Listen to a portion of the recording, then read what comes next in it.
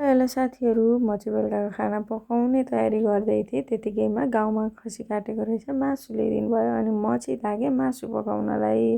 पहिले त्यसलाई काट्नु पर्यो, किनभने भाग लगाएर पठाएको हुन्छ नि त, जुन नकाटिकन पठाएको हुन्छ। अनि आफूले घरमा ल्याएर काट्नु पर्यो। अनि म चाहिँ त्यसलाई टुक्र्याउँदैछु, मजाले काटकुट गर्नु पर्यो होइन। अनि अब बाबुहरूलाई पनि दिनुपर्छ, त्यो भएर ठिक्कको पिस्ता बनाउनै पर्यो। धेरै ठुलो पिस्ता गाह्रो हुन्छ बाबुहरूलाई खुवाउन, त्यही भएर म चाहिँ काटकुट गरेर त्यसलाई पकाउने तयारी गर्दैछु। अनि त्यसपछि काटकुट गरिसकेपछि त्यसलाई एउटा भाँडामा हालेँ। अनि त्यसलाई मोलमाल पार्नु पर्यो भनेर त्यसमा नुन हालेँ, बेसार हालेँ, मसला हालेँ। अनि त्यहाँबाट लसुन र अदुवाको पेस्ट पनि हालेँ। अनि तेल हालेर त्यसलाई मजाले मोलेँ। जति मजाले मोल्यो त्यति धेरै मिठो हुने त हो होइन।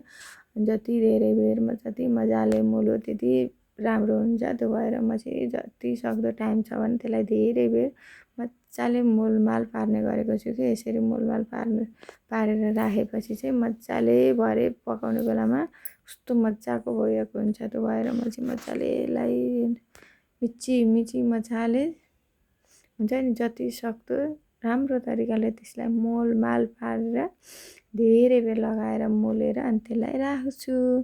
अनि 1-2 घन्टा यसलाई रेस्ट गर्न छोडिदिन्छु, किनभने यसको नुन मसलाहरू मजाले मासुले सोस्छ भनेर 1-1.5 घन्टाको लागि आराम गर्न छोडिदिएँ। अनि अब म लागि फेरि अर्को गर्नलाई। अनि मैले सोचेँ पहिले चाहिँ मसला पिस्छु, किनभने मासुमा जिरा, लसुन र अदुवा मजाले सिलौटामा लस पिसेर हाल्यो भनेदेखि साह्रै मिठो हुन्छ मासुको लागि। त्यही भएर म चाहिँ त्यसैको तयारी गर्दैछु, किनभने हामी सानोमा हुँदा पनि त मामुहरूले यसरी नै पकाउनुहुन्थ्यो मम्मीले। अनि त्यसपछि फलामको कराईमा आगोमा मजाले भुटेको मासु यति मिठो हुन्थ्यो। तर अहिले फलामको कराई त छ, आगो बाल्ने ठाउँ छैन।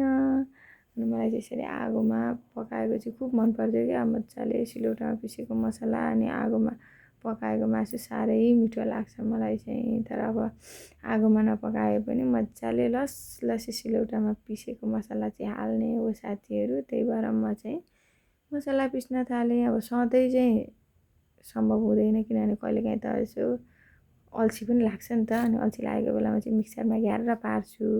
नभए मलाई चाहिँ भ्याएसम्म सकेसम्म चाहिँ मलाई सिलौटामा लसी पिसेको मनपर्ने भएकाले म त्यसरी नै गर्छु।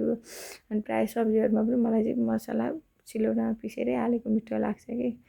अनि खस्रो भए पनि स्वाद एकदम टेस्टी हुन्छ कि। त्यो भएर म त्यसरी नै पिस्छु। अनि म लागेँ मासु पकाउन। अनि मैले आगो बालेँ। अनि त्यसमा कुकर बसाएँ। कम्तीमा धेरै बेर पकाएको त मिठो हुन्छ, तर अब बाबुहरूलाई हतार भइसक्छ नि त, किनभने बेलुका भएपछि बाबुहरूलाई खाना दिन नै हतार हुन्छ। त्यो भएर कराईमा भन्दा पहिले कुकरमा सिटी लगाएर अनि कराईमा खनाएर फ्राई गर्ने गरेको छु। अनि मैले अब तेल हालेँ, प्याज हालेँ, अनि तेजपत्ता पनि हालेँ। अनि त्यसपछि मासु हालेँ। अब मासु त अघि मजाले मोलेकै छ, त्यो भएर धेरै चलाइरहनु पनि पर्दैन क्या धेरै बेर। अनि एकैछिन चलाए पुगिहाल्छ। अनि मैले मासु हालेर त्यसलाई एकचोटि मजाले चलाएँ। अनि कसलाई मनपर्छ यसरी मजाले सिलौटामा पिसेको मसला हालेर आगोमा पकाएको मासु कसलाई मनपर्छ साथीहरू? मलाई चाहिँ एकदम मनपर्छ। तर अब यहाँ आगो चाहिँ सम्भव नभएकाले मैले ग्यासमा पकाउँदैछु। अनि मैले यसलाई मजाले चलाएर बिर्को लाएर छोपेर राखिदिएँ। अनि अब यता खाना पनि पकाउन थालेँ। अनि यता मासु पाक्दै गर्छ, त्यति बेलासम्ममा मैले यता खाना रेडी गर्दैछु। अनि मैले चामल हालेर यसलाई मजाले पखालेँ।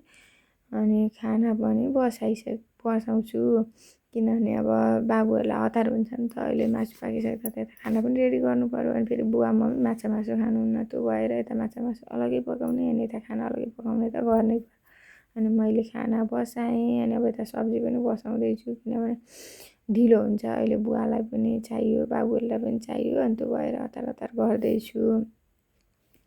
हाम्रो घरमा चाहिँ साउनमा चाहिँ हामी मात्र खान्छौँ, बुवा मम्मीहरू खानुहुन्न क्या माछा मासु। अनि त्यो भएर अनि यता भेजलाई बेग्लै नन भेज बेग्लै बनाउने गरेको छु मैले चाहिँ होइन।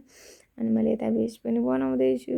अनि त्यसमा नुन मसला हालेँ। अनि मसला पिसेको मसला पनि हालेँ, एकछिन छोपेर चलाएर छोप्छु अनि फेरि अनि त्यसमा पिसेको मसला र टमाटर हाल्छु। मलाई चाहिँ सब्जीमा पिसेको मसला हालेको एकदम मनपर्छ।